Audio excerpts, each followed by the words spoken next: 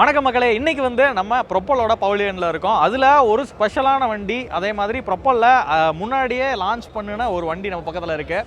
இது வரைக்கும் வந்து நம்ம கோயம்புத்தூருக்குள்ளேயே இருந்துட்டு கோயம்புத்தூருக்குள்ளே உற்பத்தி ஆகக்கூடிய ஒரு வண்டி ப்ரொப்பல். ஸோ அந்த வண்டியை இது வரைக்கும் நம்ம வந்து காட்டாமல் இருந்தோம். இன்றைக்கி வந்து உங்களுக்கு இதை காட்டுறதுக்கான ஒரு வாய்ப்பு வந்து அமைஞ்சிருக்கு.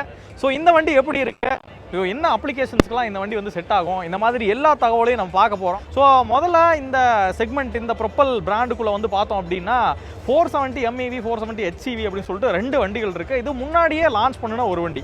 அதில் வந்து MEVன்னு சொல்லக்கூடிய ஒரு பேசிக் வண்டியை தான் இன்றைக்கி உங்களுக்கு நான் காட்டணும் அப்படின்னு நினைக்கிறேன். ஸோ அந்த வண்டி தான் நம்ம பக்கத்தில் இருக்குது. கிட்டத்தட்ட 50 டன் GVW இருக்கக்கூடிய ஒரு வண்டி. வாங்க எப்படி இருக்குது அப்படின்றத பார்த்துடலாமா. ஸோ சைடில் வந்து பார்த்தோன்னு வச்சுக்கோங்களேன், இங்கே 470 MEVன்னு சொல்லி போட்டிருக்கு பார்த்தீங்களா. இதே வந்து HCV அப்படின்னு சொல்லிட்டு இன்னொன்று போட்டிருக்கோம். இதை வந்து மீடியம் EV இல்லை ஹெவி EV அப்படின்னு சொல்லி கூட நம்ம எடுத்துக்கலாம். இந்த மீடியம் EV கேட்டகரி தான் பார்த்தீங்க அப்படின்னா இருக்கிறதுலே ஒரு பேசிக்கான வண்டி அப்படின்னு சொல்லி வச்சுக்கலாம். பேசிக்கான வண்டின்னு எதை பொறுத்து மாறுது அப்படின்னா, இது வந்து ஒரு 6x4 அப்படின்ற ஒரு கேட்டகரியில் வரக்கூடிய டயர்ஸ். ஸோ இதுலேயே பார்த்தீங்கன்னா 8x4 வண்டியும் இருக்குது. அது வந்து HCV அப்படின்னு சொல்லி சொல்கிறோம். இந்த டயரோட பேட்டர்னை பார்த்தீங்க அப்படின்னாலே சொல்லலாம், இது மைனிங்க்கு வந்து யூஸ் பண்ணக்கூடிய ஒரு ட்ரக்கு. ஸோ இப்போ வந்து நார்மலாக ஒரு மைனிங்கில் பார்த்தீங்க அப்படின்னா ஒரு ஏற்றம் இறக்கம் அந்த மாதிரி இடங்கள்ல தான் வந்து அதிகமாக ட்ரக்ஸ் வந்து ஓடும். ஸோ சீக்கிரம் வியராகக்கூடிய ஒரு பார்ட்டும் பார்த்தீங்க அப்படின்னா கிளட்ச்சு. ஸோ ஒரு ஏற்றத்தில் ஏறுறோம் அப்படிங்கும்போது கிளச்சே வந்து உங்களுக்கு திருப்பி வந்து நம்ம சர்வீஸ் பண்ணிக்கிட்டு இருக்கோம் அப்படின்னா அதெல்லாம் வந்து எந்த அளவுக்கு வந்து காஸ்ட் வந்து நமக்கு அதுக்கு கன்சியூமபிளுக்கு மட்டும் செலவு பண்ண வேண்டியிருக்கும் அப்படின்றத நம்ம யோசிக்கணும். ஸோ இதில் வந்து கிளட்ச்லெஸ் டிரைவு. ஸோ அதனால் அந்த ஒரு பார்ட்லையும் கூட நமக்கு காஸ்ட் சேவிங்ஸ் அப்படின்றது இருக்குது. ஸோ அதே மாதிரி இதில் கொடுத்துருக்கூடிய டயர் அப்படின்னு சொல்லி பார்த்தீங்க அப்படின்னா 12x20 அப்படின்ற ஒரு டயர் சைஸ் வந்து இதில் கொடுத்துருக்காங்க. ஸோ இது வந்து கம்ப்ளீட்டாக மைனிங்கான டயர் அப்படின்றது இந்த பேட்டர்னில் பார்த்தாலே தெரியும். ஸோ சார்ஜிங் போர்ட் அப்படின்றது இந்த இடத்துல தான் வந்து கொடுத்துருக்காங்க. ஸோ நார்மலாக நம்ம வீட்டில் யூஸ் பண்ணக்கூடிய டூ வீலர் கூட ஒரு மணி நேரம் இல்லை 3 மணி நேரம் அந்த மாதிரி வந்து சார்ஜ் போட வேண்டியிருக்கு. ஸோ இவ்வளோ பெரிய ட்ரக்குக்கு எவ்வளோ நேரம் சார்ஜ் போட வேண்டியிருக்கும்னு நினைக்கிறீங்க? வெறும் 60 நிமிஷம் சார்ஜ் போட்டால் போதும், ஃபுல்லாக வந்து சார்ஜ் பண்ணிக்க முடியும். அந்த மாதிரி வந்து CCS2 சார்ஜிங் சப்போர்ட் வந்து கொடுத்துருக்காங்க. அது தனி சப்போர்ட்டு. நீங்கள் மைனிங் ஏரியாவில் இருக்கீங்க அப்படின்னா அந்த செட்டப்பை வந்து வச்சுக்கிட்டு நம்ம வந்து இந்த வண்டியை வந்து சார்ஜ் போட்டுக்க முடியும். ஸோ 1 மணி நேரம் சார்ஜ் போடுறோம், கண்டினியூஸாக வண்டியை வந்து ரன் பண்ணுறோம். அந்த மாதிரி வந்து இந்த வண்டியை நம்மளால் ட்ரைவ் பண்ண முடியும். ஸோ இதுதான் இந்த வண்டியோட பேட்டரி இருக்கக்கூடிய ஏரியான்னு வச்சுக்கோங்களேன். இதில் வந்து ஒரு 3 கேட்டகரியில் பேட்டரி வந்து நமக்கு கிடைக்குது. பேசிக்காக பார்த்தீங்கன்னா ஒரு 201 kWh பேட்டரி ஒன்று, அதே மாதிரி ஒரு 256 kWhல ஒரு பேட்டரி கிடைக்குது. அது மட்டும் இல்லை, இன்னும் கொஞ்சம் பேட்டரி ரேஞ்ச் அதிகமாக வேணும் அப்படின்னா ஒரு 385 kWh பேட்டரி வந்து நம்மளால் வண்டி வந்து பர்ச்சேஸ் பண்ணிக்க முடியும். வண்டி வாங்கும்போது செலக்டிவ் தான், அது ஆப்ஷனல். அதை வந்து சூஸ் பண்ணி நம்மளால் வாங்கிக்க முடியும். ஸோ அதே மாதிரி இதுதான் வந்து நான் சொன்ன மாதிரி பேசிக்கான வேரியன்ட்டு 201 kWh பேட்டரி கெப்பாசிட்டி கொண்ட ஒரு வண்டின்னு வச்சுக்கோங்களேன். இதை வந்து நீங்கள் 1 மணி நேரம் சார்ஜ் போடுறீங்க அப்படிங்கும்போது கிட்டத்தட்ட ஒரு 4.5 மணி நேரத்துல 5 மணி நேரம் வந்து கண்டினியூஸாக ஒரு ஆப்ரேஷன்ஸ் வந்து பண்ண முடியும். அந்த மாதிரி ஒரு ஈவன் கஸ்டமரோட ஃபீட்பேக் வந்து ஒரு வீடியோ வந்து யூடியூப்ல இருந்துச்சு. அது கூட நான் பார்க்கும்போது பார்த்தீங்கன்னா அவங்களும் அதான் சொல்கிறாங்க, ஒரு 4.5 மணி நேரத்துலேருந்து 5 மணி நேரம் வந்து யூஸ் பண்ண முடியும் அப்படின்னு சொல்கிறாங்க. ப்ளூ மெட்டல் அப்படின்னு சொல்லக்கூடிய ஒரு குவாரியில் யூஸ் பண்ணக்கூடிய ஒரு லாரி, இதே சேம் லாரியை யூஸ் பண்ணி அவங்க சொன்ன ஃபீட்பேக் இது. ஸோ அது போக பார்த்தீங்கன்னா நார்மலாக உங்களுக்கு ஹைட்ராலிக் டேங்க் வந்து இந்த இடத்துல வச்சிருக்காங்க, ஆயில் டேங்க். இந்த இடத்துல விப்ரோவோட ஹைட்ராலிக் சிலிண்டர் வந்து கொடுத்துருக்காங்க, 2 சிலிண்டர், அதாவது 2 ஸ்டேஜ் சிலிண்டர் வந்து இதில் கொடுத்துருக்கிறத நம்மளால் பார்க்க முடியுது. அது போக இது ஆக்சுவலாக வந்து நிறைய விஷயம் வந்து இதில் ஸ்பெசிஃபிக்காக கான்சென்ட்ரேட் பண்ணியிருக்காங்க. அந்த பாடி, கார்கோ பாடிக்கு கீழே இருக்கக்கூடிய ஸ்ட்ரக்சர்ஸ் எல்லாம் பார்த்தீங்க அப்படின்னாலுமே வந்து நல்ல ரிப்ஸ் கொடுத்து டிசைனை வந்து நல்லா பண்ணியிருக்கிறத பார்க்க முடியுது. இந்த இடத்துல பார்த்தீங்க அப்படின்னா இந்த 2 ஆக்சிலுக்குமே வந்து டிரைவ் அப்படின்றது இருக்குது. ஸோ இதோட வீல் பேஸ் பார்த்தீங்கன்னா 4500 mm வீல் பேஸ் அப்படின்றது வருது. இது முன்னாடி வந்து 4300 கிட்ட இருந்துச்சு. இப்போ வந்து கொஞ்சம் அப்டேட் பண்ணியிருக்காங்கன்னு நினைக்கிறேன். ஒரு 200 mm கிட்ட வீல் பேஸ் அப்படின்றது கொஞ்சம் இன்க்ரீஸ் பண்ணியிருக்காங்க. ஸோ அதனால இன்னுமே வந்து இதோட சென்டர் ஆஃப் மாஸ் அப்படின்றது சென்ட்ரல் நிற்கிறதுக்கான வாய்ப்பு ரொம்ப அதிகமாக இருக்குல்ல. ஸோ இந்த வீல்ஸுமே வந்து சேம் அதே டயர் சைஸ் 12x20 அப்படின்ற ஒரு டயர் சைஸில் பின்னாடி மட்டும் இங்கிட்ட ஒரு 4 டயர், இங்கிட்ட ஒரு 4 டயர், 8 டயர், முன்னாடி வந்து ஒரு 2 டயர் அப்படின்னு பார்க்கும்போது 10 வீல் வண்டியாக இது இருக்குது. ஸோ அதே மாதிரி இந்த தொட்டியை பற்றி பார்த்தோம் அப்படின்னா இது வந்து ஒரு 18 கியூபிக் மீட்டர் கெப்பாசிட்டியில் முன்னாடி கொடுத்துட்டு இருந்தாங்க. இப்போ பார்த்தீங்கன்னா 20 கியூபிக் மீட்டர் கெப்பாசிட்டியில் இந்த கார்கோ பாடி அப்படின்றது வருது. 20 கியூபிக் மீட்டர் அப்படின்னா அதை கியூபிக் ஃபீட்டில் வந்து போட்டோம்னு வச்சுக்கோங்க, 35.31 போட்டோம் அப்படின்னா ஒரு 706 கியூபிக் ஃபீட் வந்து இதில் கொள்ளளவு வந்து பிடிக்கும். அதை யூனிட்டில் சொல்லணும் அப்படின்னா டிவைடட் பை 100 வந்து நான் போடுறேன். ஒரு 7 யூனிட் டிப்பராக இது வந்து இருக்குது. இந்த வண்டியோட மோட்டரை பொறுத்த வரைக்கும் சேசிஸ்க்கு நடுவில் இந்த இடத்துல கொடுத்துருக்கிறத வந்து பார்க்க முடியும். இது வந்து பர்மனன்ட் மேக்னட் சிங்க்ரனஸ் மோட்டார் தான் இதில் வந்து கொடுத்துருக்காங்க. இது வந்து கிட்டத்தட்ட 470 HP பவர் வந்து அதிகபட்சமாக ப்ரொடியூஸ் பண்ணும். 470 HP அப்படின்னா 350 கிலோவாட் பவர் வந்து வரும்.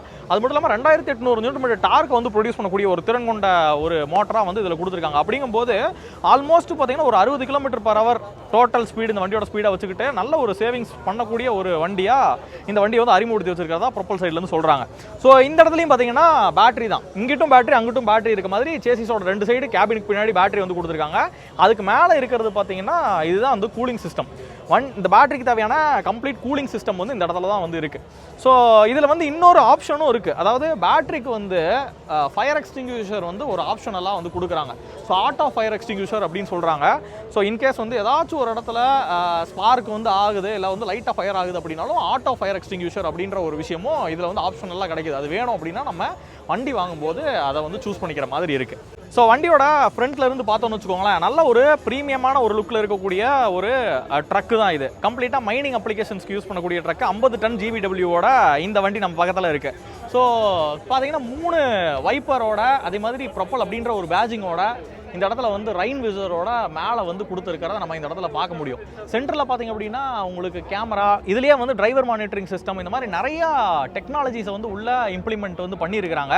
கீழே வந்து ஸ்பிளிட் பம்பர் கொடுத்துருக்காங்க. ஸ்பிளிட் பம்பர்லேயே வந்து உங்களுக்கு ஹெட்லாம்ப்ஸ் அப்படின்றது இந்த இடத்துல பார்க்க முடியுது. கம்ப்ளீட் ஏசி எல்லாமே உள்ள இருக்கக்கூடிய ஒரு கேபின், டிரைவர் கேபினாக இருக்குது. இந்த கேபினில் இன்னொரு ஸ்பெஷல் என்ன அப்படின்னா 4 ஏர் சஸ்பென்ஷன் அப்படின்றது இந்த கேபினுக்கு இருக்குது. அது மட்டும் இல்லாமல் ஏதாச்சும் ஒரு மைனிங் ரோட்ஸ்லாம் ஓட்டுறோம் அப்படிங்கும்போது அந்த கேபினும் சஸ்பென்ஷன், ஏர் சஸ்பெண்டட் கேபினு, அது மட்டும் இல்லாமல் டிரைவர் சீட்டும் வந்து ஏர் சஸ்பெண்டட் டிரைவர் சீட்டு வந்து இதில் கொடுத்துருக்காங்க.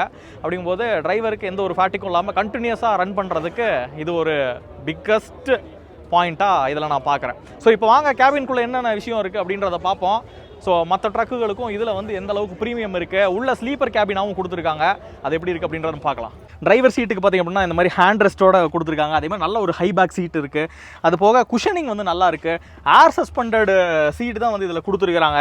அந்த மாதிரி நிறைய விஷயம் இருக்குது. அதே மாதிரி 4 ஸ்போக் ஸ்டீரிங் வீலு, ப்ரொப்பலோட லோகோவோட மல்டி ஃபங்க்ஷனல் ஸ்டீரிங் வீல் வந்து இதில் கொடுத்துருக்காங்க. அது போக கிளஸ்டர் பார்த்தீங்கன்னா RPM km/h இந்த இடத்துல பார்க்கலாம். அதே மாதிரி இந்த இடத்துல வந்து RPM பார்க்க முடியுது, எல்லாம் அனலாகில் கொடுத்துருக்காங்க. ஸோ இந்த இடத்துல வந்து உங்களுக்கு ஏர் ப்ரெஷர் வந்து அனலாகில் பார்க்குற மாதிரி கொடுத்துருக்காங்க. இந்த சைடு வந்து ரெண்டுமே ஏர் ப்ரெஷர் வந்து பார்க்க முடியுது அனலாகில். இங்கே மல்டி இன்ஃபர்மேஷன் டிஸ்பிளே வந்து கொடுத்துருக்காங்க. இப்போ சாவி இல்லாதனால என்னால் ஆன் பண்ணி காட்ட முடியல, பட் அதுக்கு ஆப்ஷன் கிடச்சிது அப்படின்னா கூடிய சீக்கிரம் வந்து நம்ம அதையும் வந்து பண்ணுவோம். ஃபாக் லாம்ப்கான சுவிச்சஸ், அதே மாதிரி எமர்ஜென்சி சுவிட்ச் வந்து இந்த இடத்துல கொடுத்துருக்காங்க. ஸோ இந்த சைடு வந்து ஒரு இன்ஃபோடைன்மென்ட் சிஸ்டம் வந்து கொடுத்துருக்காங்க. அதாவது இன்னொரு விஷயமும் சொன்னாங்க, அதாவது ஒரு டிரைவர் வந்து உள்ளே உட்கார்ந்துருக்காங்க அப்படிங்கும்போது அவங்களுக்கு வந்து திரும்ப திரும்ப வந்து நமக்கு இந்த கேபின்குள்ளே வரணுன்ற ஒரு ஆசையை வந்து தூண்ட வைக்கிற விதத்தில் தான் அந்த கேபினோட கம்ஃபோர்ட் அப்படின்றது இருக்கணும். அதை வந்து நாங்கள் ஃபோக்கஸ் பண்ணி இந்த கேபினோட டிசைன் வந்து நாங்கள் பண்ணியிருக்கோம் அப்படின்னு சொல்லி சொன்னாங்க. ஸோ அப்படி பார்க்கும்போது இன்ஃபோடைன்மென்ட் சிஸ்டம் வந்து கொடுத்துருக்காங்க. இதெல்லாம் வந்து டம்மி சுவிச்சஸ் தான்.